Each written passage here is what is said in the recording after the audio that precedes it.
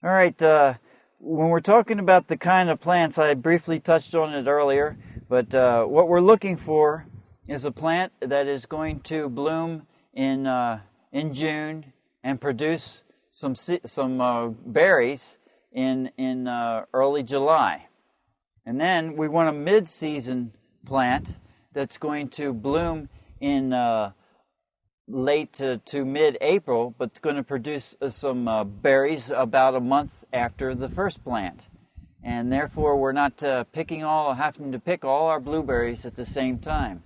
And the third bush would be a late blooming bush, which would bloom in late spring, and then it would flower and produce blueberries in the August to September time, and therefore we're able to start picking blueberries at late June, enjoy picking those blueberries through the summer, and then all the way into the fall.